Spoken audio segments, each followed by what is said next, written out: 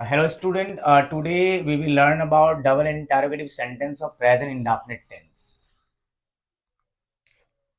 Look, in order to construction of double interrogative sentence, we construct the first sentence according to their rule or formula.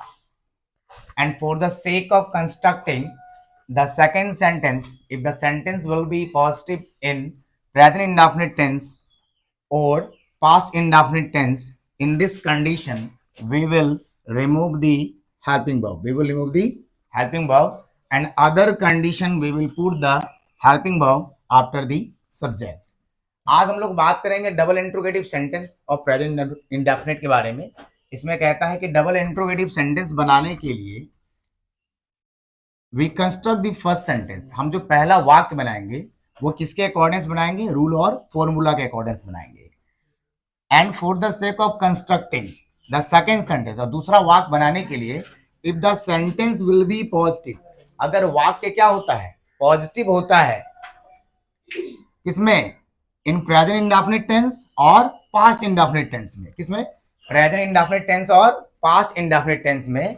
In this condition, इस स्थिति में we will remove the helping verb. इस स्थिति में हम लोग helping verb को क्या करेंगे? हटा देंगे. And other condition we will put the helping verb after the subject. और दूसरी स्थिति में हेल्पिंग वर्ब को हम रखेंगे सब्जेक्ट के बाद. तो पहला जो सेंटेंस है डबल इंट्रोगेटिव में वो हम फॉर्मूला के अकॉर्डिंग्स बनाएंगे. और दूसरा क्या करेंगे?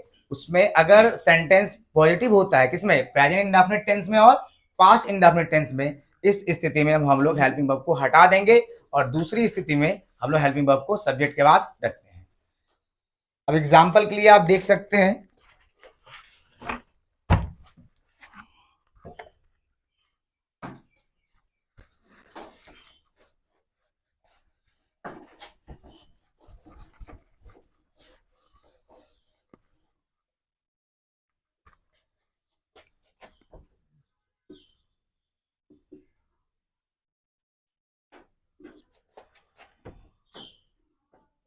क्या तुम जानते हो?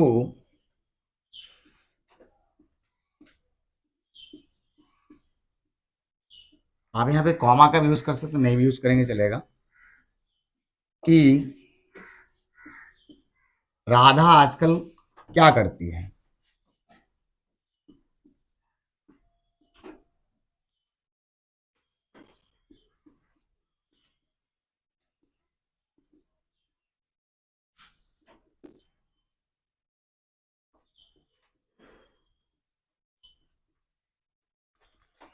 लुक दिस सेंटेंस, क्या तुम जानते हो.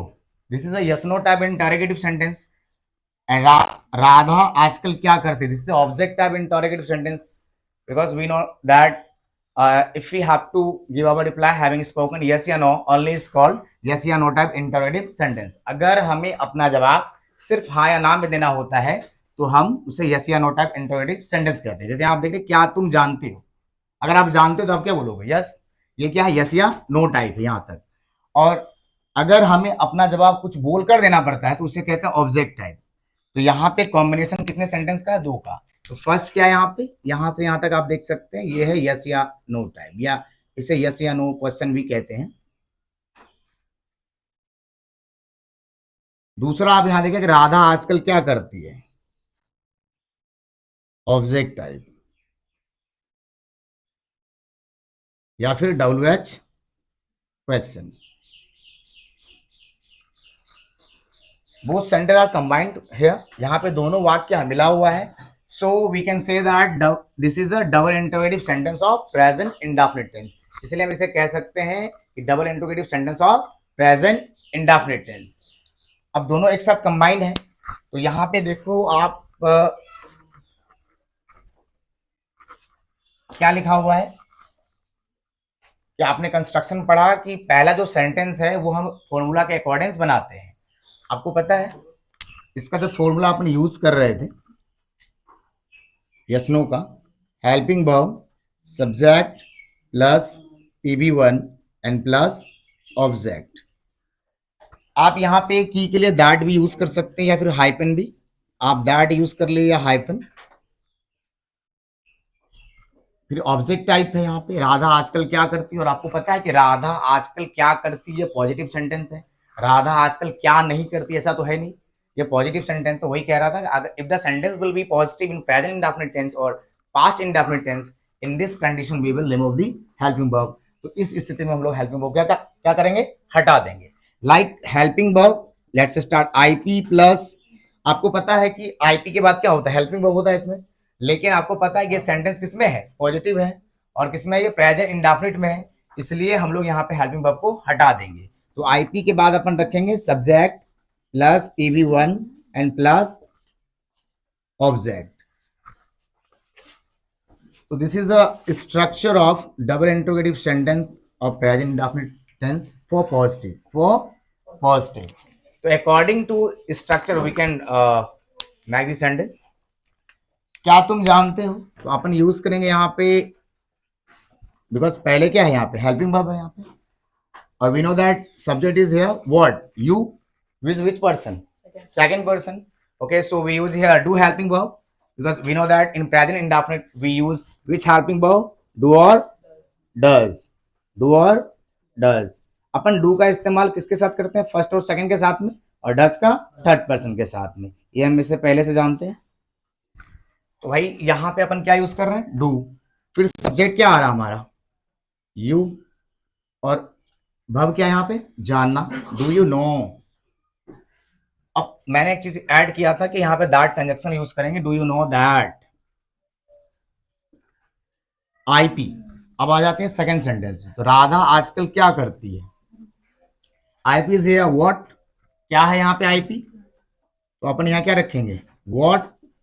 अच्छा, उसके बाद अपन क्या यूज कर रहे हैं, सब्जेक्ट, क्यों, क्योंकि ये पॉजिटिव सेंटेंस और किसमें, प्रेजेंट इंडेफिनिट में, और प्रेजेंट इंडेफिनिट में है ये, है ना, इसलिए इसमें हम लोग क्या किए, हेल्पिंग वर्ब को हटा दिए।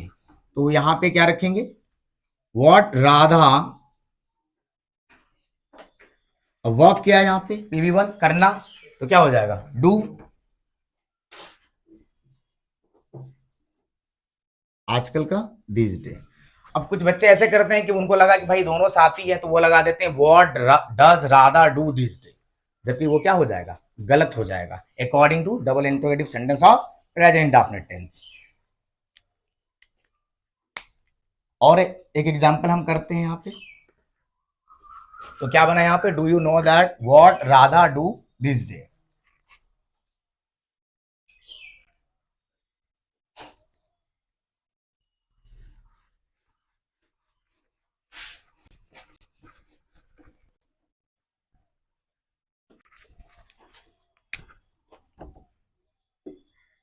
एग्जाम्पल नंबर 2, क्या सब जानते हैं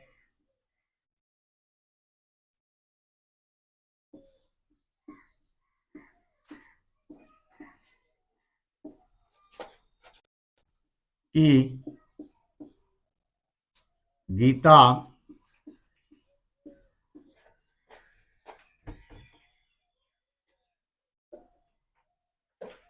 कहाँ जाती है।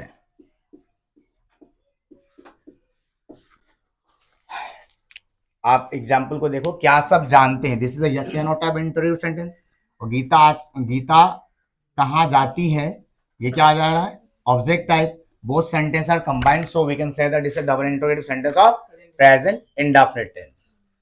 तो आप बनाएंगे इसको अकॉर्डिंग टू फॉर्मूला, देखेंगे यहाँ पे, क्योंकि आपको पता है कि कंस्ट्रक्शन क्या कहता है, कि जो पहला सेंटेंस है वो हम लोग फॉर्मूला के अकॉर्डिंग बनाएंगे। तो क्या सब जानते हैं, भाई हेल्पिंग ऑफ क्या आ रहा है, does everybody,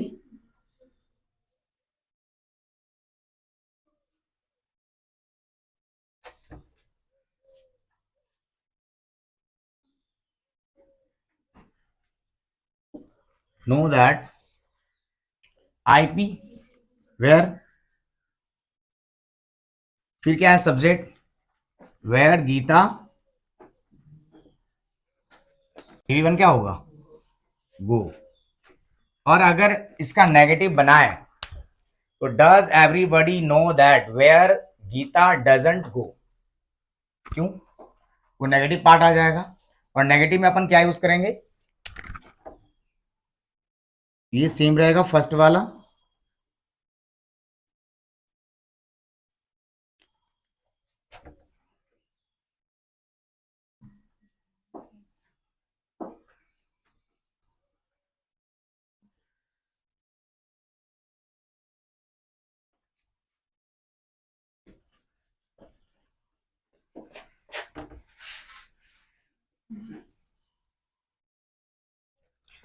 according to construction हमने जाना कि अगर if the sentence will be positive in present indefinite tense or past indefinite tense, in this condition we will remove the helping verb.